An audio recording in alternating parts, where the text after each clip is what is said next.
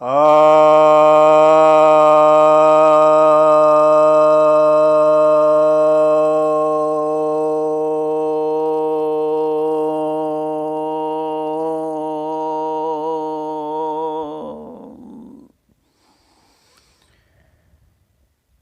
भक्तजनों को सप्रेम नमन।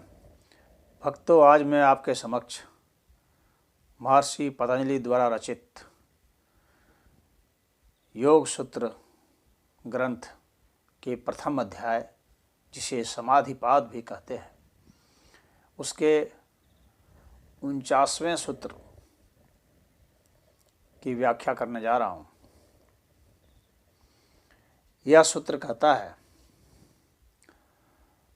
श्रुत अनुमान प्रज्ञाभ्याम अन्य विषया विशेषार्थत्वात्, अर्थात श्रुत और अनुमान की प्रज्ञा से यह ऋतंभरा प्रज्ञा, जिसके विषय में पिछला सूत्र था, यह ऋतंभरा प्रज्ञा का विषय अलग है और यह विशेष रूप से अर्थ का साक्षात्कार करने की वजह से ऐसा है। यानी जो प्रमाण, जो प्रज्ञा विकसित होती है ग्रंथों से, ग्रंथों के अध्ययन से, जो वैदिक ग्रंथ हैं, वेद, उपनिषद, गीता आदि, और ऋषियों के वचन या सत्संग में जो हम सुनते हैं, तो ऐसे जो प्रमाण हैं और जो अनुमान प्रमाण है,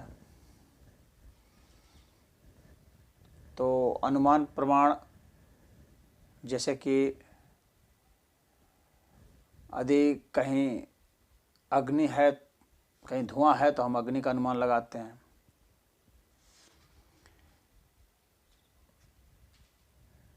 कहीं पर कोई प्राप्ति है तो गति का अनुमान लगाते हैं।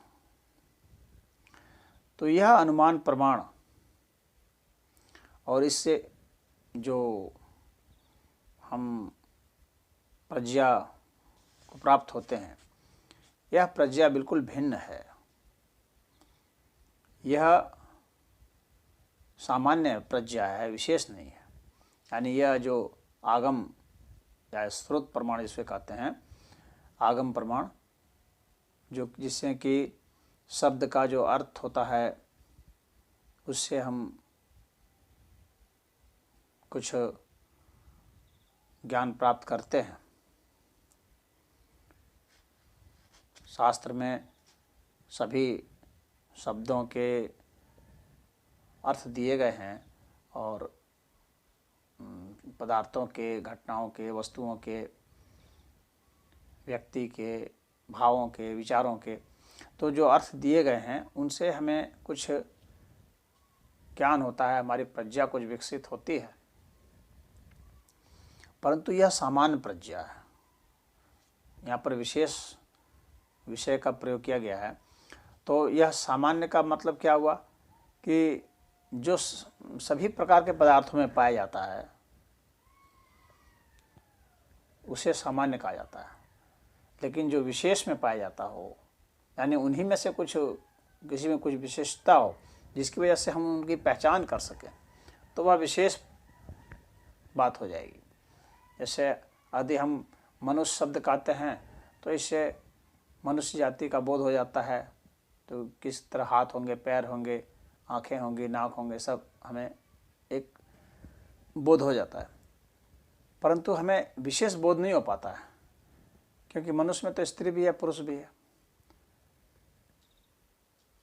तो हमें यह नहीं पता चल पाएगा, ये हमें जब मनुष्य कहें तो स्त्री की बात हो रही है या पुरुष की बात हो रही है, या स्त्री पुरुष की बात हो रही है तो किस नस्ल की बात हो रही है।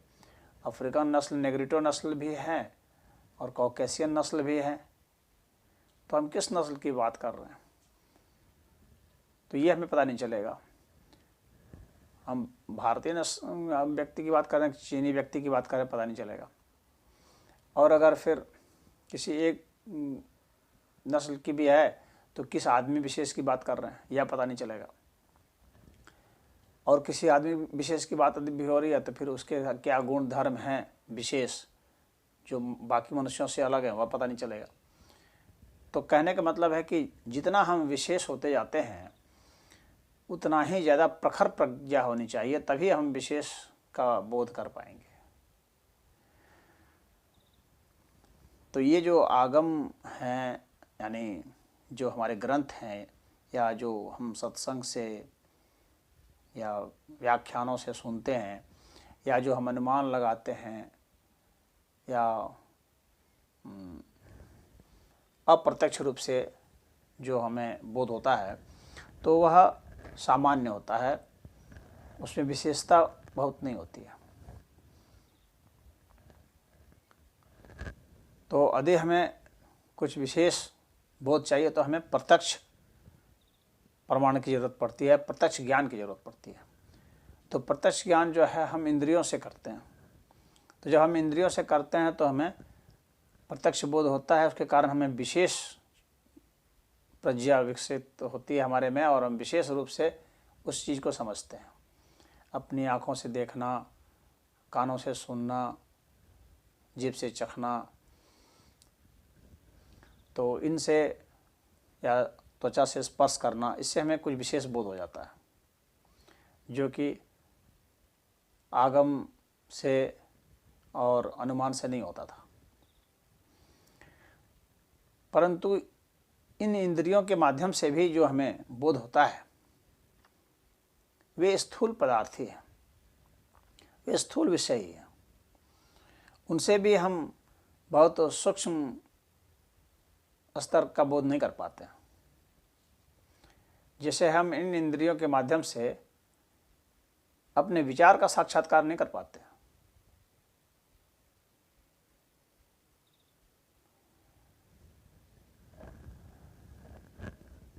इन इंद्रियों के माध्यम से हम बहुत सूक्ष्मता में यह नहीं जान पाते कि ये विचार कहाँ से उत्पन्न हो रहे हैं या ये दर्द कहाँ से उत्पन्न हो रहा है, या हमारी जैसे हमारी कोशिकाएं ही हैं तो हमारी कोशिकाएं कैसे विभाजित हो रही हैं, उसका प्रत्यक्ष अनुभूत ज्ञान नहीं हो पाता है। उसे हम माइक्रोस्कोप से तो देख सकते हैं, देख लेते हैं, तो वो आंखों से देखना हुआ, लेकिन स्वयं अपने भीतर महसूस करना कि उस विभाजन के समय क्या होता है और कैसा फीलिंग होता है, तो वह जो फीलिंग है वह नहीं हो पाता है।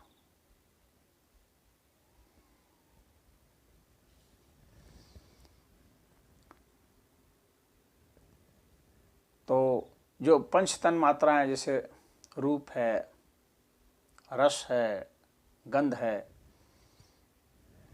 ये सब हैं, तो वेदनाएं हैं, ये सब, तो इनका चाहे अहंकार है या महतत्व है, प्रकृति है या परमात्मा है, आत्मा है, इनका हमें बोध नहीं हो पाता है इंद्रियों से।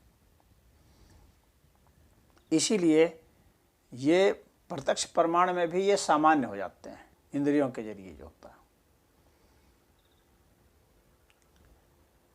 तो ये जो हैं तन्मात्राएं, चाहे अहंकार, महतत्व, प्रकृति, आत्मा, परमात्मा वगैरह, तो इनके लिए हमें विशेष कुछ साधना करनी पड़ती है, क्योंकि तभी ये विशेष रूप से उसका अर्थ बोध हमें करा पाएंगे।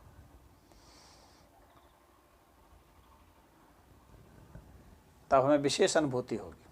तो यह जो निर्विचार की जो समाधि की जो चर्चा थी पिछले के सूत्रों में, जिसमें कि प्रवीण हो जाने पर, जिसमें महारत हासिल कर लेने पर जो प्रज्ञा विकसित होती थी, जिसे ऋतंभरा प्रज्ञा कहा गया था, तो वह ऋतंभरा प्रज्ञा जो है वह विशेष है, जो सूक्ष्म पदार्थों का भी हमें बोध कराने में, उसका साक्षात्कार कराने में समर्थ है, जो कि अन्य किसी प्रमाण से, अन्य किसी तरीके से संभव नहीं है। तो यह जो प्रज्ञा है जो कि विशेष है, यह ये वेद और उपनिषद और गीता यानी ग्रंथों के माध्यम से, श्रुत प्रज्ञा के माध्यम से, श्रुत प्रमाण के माध्यम से अनुमान प्रज्ञा के माध्यम से जो है उससे ये विशेष है, उससे ये अन्य है, उससे ये उत्कृष्ट है, क्योंकि यह परम प्रत्यक्ष है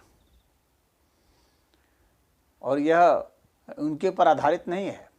यानी यह अनुमान पर और वेद में जो शब्द बोध हैं उनके ऊपर या इंद्रियों के जो प्रत्यक्ष बोध है उन पर यह आधारित नहीं है, बल्कि उल्टे यही उस पर आधारित है।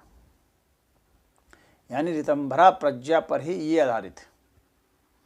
तो यह जो है एक तरह से बीज माना जाएगा, ये श्रुत का, अनुमान का और इंद्रियों के द्वारा जो हम अनुभूत करते हैं उनका, ये उनका आश्रय माना जाएगा। यानी ऋतंभरा प्रज्ञा जो है इनका आश्रय है, इनसे उत्कृष्ट है, परम प्रत्यक्ष है, इनका बीज है वह। तो यह जो प्रज्ञा है यह विशेष अर्थ रखने के कारण इसकी महत्ता है और इसको प्रसंख्यान भी कहते हैं, जो कि विवेक ख्याति के ही समान होता है। तो ऋतंभरा प्रज्ञा को प्रसंख्यान भी कहा जाता है। विवेक ख्याति का अर्थ वहाँ पर यह हो गया कि हमें आत्मा का बोध होने लगता है। तो ऋतंभरा प्रज्ञा से आत्मा का बोध होता है, यह बहुत जरूरी होता है और यह इसी से संभव है और बाकी अन्य प्रमाणों से यह संभव नहीं है। यही पतंजलि जी यहाँ पर हमें बताना चाह रहे हैं। ओम हरि।